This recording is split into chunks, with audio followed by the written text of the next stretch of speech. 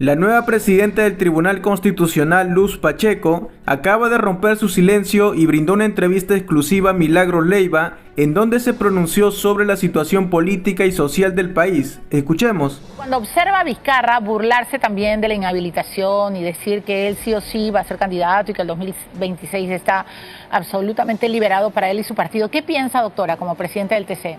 Bueno, como presidente del TC... Con Chibolín y los hermanos Ciucho, ¿no? Y una jueza cuyos hijos parrandean con el hijo del presentador, y en el medio un pedido de 1 millón de soles para poder liberar oro incautado. Sé que la corrupción, no solo en el Perú, sino lamentablemente lo vemos... Vergá es la nueva presidenta del Tribunal Constitucional, hay que celebrarlo porque es la segunda mujer, se convierte ella en la segunda mujer en dirigir esta institución después de la doctora Marilena Ledesma, y he leído sus declaraciones, ha dicho que ella no es ni pro Fujimori, ni pro Sendero, obviamente jamás podría hacerlo, ni nada que se le parezca, que ella es una mujer pro derecho. Así que tengo varias preguntas en ese sentido. Doctora Pacheco, ¿cómo está? Primero, felicitaciones, bienvenida. Muchas gracias por la invitación, Milagros. Sí. Ahora, doctora, enfrenta vientos huracanados con el TC, ¿no? Sí, es verdad. ¿Cómo va a hacer para hacer respetar su institución? Yo creo que seguir en la línea en la que estamos, de que se vea que hay una independencia de parte nuestra, procurar enfrentar los problemas que vengan con serenidad, con celeridad también, y como decía antes, con independencia total. Ya, y en este camino de la independencia, ¿cuándo se va a resolver esta lucha entre el Poder Judicial y el Congreso y la Junta Nacional de Justicia? Tenemos por delante resolver justamente ya en este mes ese asunto que lleva mucho tiempo, que por diferentes razones no se ha visto, pero que ya hemos decidido que esté en la agenda del Pleno de esta segunda quincena. De todas maneras se decide allí. Y bueno, no me puede adelantar opinión, pero los congresistas se han quejado amargamente de que el Poder Judicial se entrometa en su labor parlamentaria y que incluso cambie el curso de la historia básicamente por amparos, por medidas cautelares. Es un tema delicado porque nosotros también dijimos en su oportunidad que en ese ejercicio que tiene el Congreso de sus facultades excluyentes, exclusivas, tiene que respetar los derechos fundamentales. Y en este caso en concreto, las dos personas han presentado una acción de amparo porque alegan que no han respetado esos derechos. Correcto. Entonces allí hubo una medida cautelar que los repuso. Por esa medida cautelar, el Congreso entabló esa acción competencial. Nosotros dijimos que era mejor esperar que no hubiera la reposición y que decidiera la Corte Suprema. En el interín esa medida cautelar ya cayó porque ya había una decisión sobre el fondo. Entonces lo que tiene ahorita que decidir el tribunal es eso, ¿no? O sea, habiendo de por medio una acción de amparo, una medida cautelar que ya no existe, también un conflicto competencial, cuáles son los derechos, qué es lo que hay que amparar o no. Bueno, y entonces en la quincena... Sí, segunda quincena.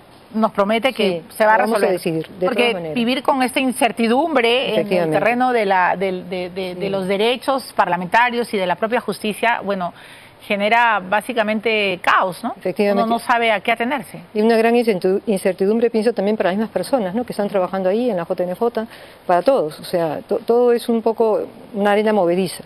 Usted ha sido bien precisa, doctora Pacheco, cuando ha hablado sobre el cierre del Congreso de Martín Vizcarra. Usted ha dicho que la denegación fáctica no existe en la Constitución y que para usted eso ha sido un golpe de Estado, que fue un quiebre constitucional, ¿no? Pero el TC le tiró un salvavidas a Vizcarra. Fue un TC, usted diría, ideológico, un TC que quería quedar bien con Vizcarra. ¿Qué crítica le hace a su institución en ese hecho concreto? Quienes votaron en un sentido, quienes votaron en otro, pero sí realmente ha habido oportunidad de corregir ese gran error, considero yo, de no haber aclarado desde el primer momento que no existe esta figura de la denegación fáctica de confianza, ¿no? Las causales que permiten el cierre del Congreso son muy claras en la Constitución y eso no existe, esa figura no existe. Entonces, ¿usted considera que el Tribunal Constitucional en su momento cometió un grave error? Bueno, no quisiera hacer esa calificación, pero nuestra misma sentencia ha demostrado que lo que se dijo en ese momento no era correcto. Y cuando observa a Vizcarra burlarse también de la inhabilitación y decir que él sí o sí va a ser candidato y que el 2026 está absolutamente liberado para él y su partido, ¿qué piensa, doctora, como presidenta del TC? Bueno, como presidenta del TC no podría decirlo, pero como ciudadana, que ese tipo de afirmaciones se las he escuchado al señor Vizcarra desde que lo conozco por los medios de comunicación. O sea, no me extraña que emplee ese tipo de términos y esa esa seguridad para afirmar las cosas. Pero ya veremos, ¿no?, en los hechos qué es lo que va a suceder. Y como presidente del tribunal, sí le pido una respuesta directa sobre lo que estamos observando en el terreno de la justicia. A ver, cada vez más tenemos, creo que todos tenemos un derecho a una justicia realmente ciega. Así ¿No es cierto? Previsible. Pero las denuncias de los periodistas nos están llevando a un mercado persa, donde aparentemente hay tarifas para jueces, para fiscales, ¿no?, para operadores, incluso policías, ¿no? ¿Qué piensa usted de todo lo que estamos enterándonos? Mire el último escándalo con Chibolín y los hermanos Ciucho, ¿no? Y una jueza cuyos hijos parrandean con el hijo del presentador, con las hijas del presentador, una fiscal de lavado de activos que va y se toma con investigados de lavados y que ella dice que no sabía nada, y bueno, y en el medio un pedido de 1 millón de soles para poder liberar oro incautado. Creo que es un problema muy grave de tipo ético. Me parece que la corrupción, no solo en el Perú, sino lamentablemente lo vemos en otros países también. Entonces, esa pérdida de valores la podemos reconstruir entre todos. ¿Cómo? ¿Cómo? Primero la familia. No dejar que sea la televisión, porque a veces programas que no ayudan a cultivar los valores que siempre hemos tenido. Recordaba por esos reproches que me hacen que yo soy muy conservadora, a mí me gustaría conservar lo que decían los incas. ¿Te acuerdas? No robar, no mentir, no ser ocioso. O sea, hay cosas que se han ido perdiendo, el respeto, las buenas maneras, en fin, o sea, yo creo que allí hay que poner el ojo, diría yo, para que las futuras generaciones no se dejen llevar solo por la moda, por lo que ven en algunos medios de comunicación. Y por otro lado, ante esa avalancha, si cada quien en su trabajo procura hacerlo bien y no transar con ese tipo de corrupción y denunciar los hechos que están mal, podremos mejorar. No hay una varita mágica.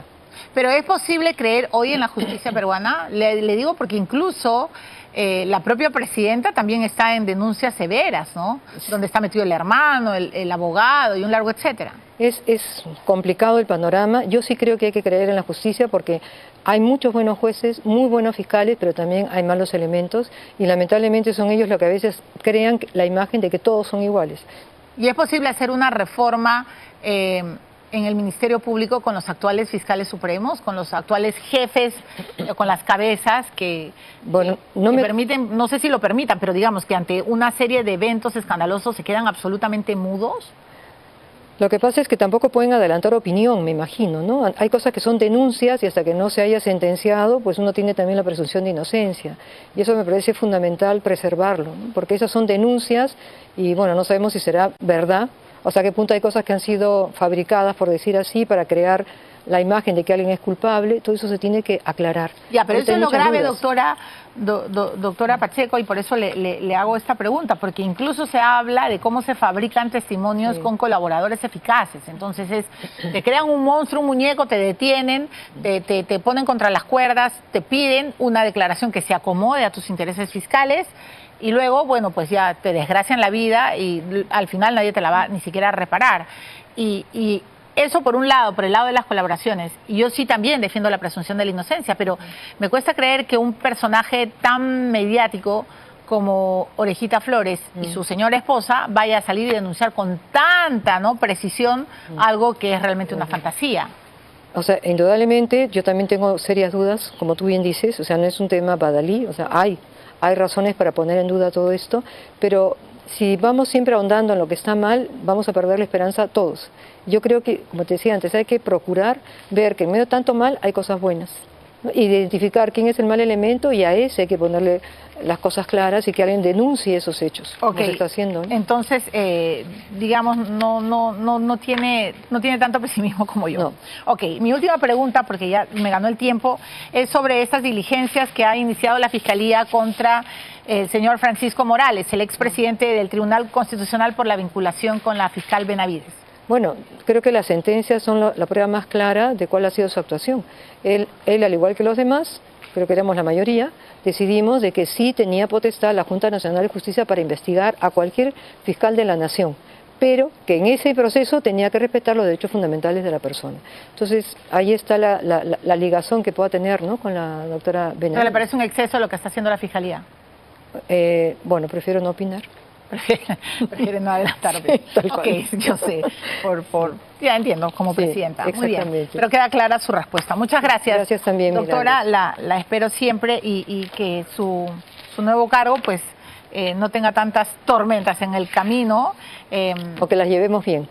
Sí. Que llevemos el tribunal a buen puerto, creo que eso es lo que queremos todos. Y sobre todo, doctora, y ya se lo digo como ciudadana, recuperar, ¿no?, el verdadero prestigio y el poder específico de una institución que tiene que ser la que parte el agua, ¿no? Pero, por ejemplo, con la denegación fáctica a mí me pareció que qué rayos hizo el Tribunal Constitucional, o sea, eso fue un golpe de Estado, ¿no? Sí, utilizaron a Salvador del Solar o se dejó utilizar, en fin. Pero... Muy bien. Usted no puede criticar a sus ex amigos, pero hay que ver qué votos, ¿eh? Eso es importante. ¿Quién votó qué cosa? No hay que hacer una... Bueno, usted lo va a poder investigar. Usted lo va a poder... Claro, no, pero están las sentencias publicadas, o sea que se ve claramente. Bueno, es verdad. Claro. Se ve claramente quién en un sentido, quién en otro. Buena tarea que me deja. Mañana yo les voy a contar cuáles fueron los votos y cómo se decidió. Que no fue por unanimidad, dicho sea de paso. No fue claro por... que no.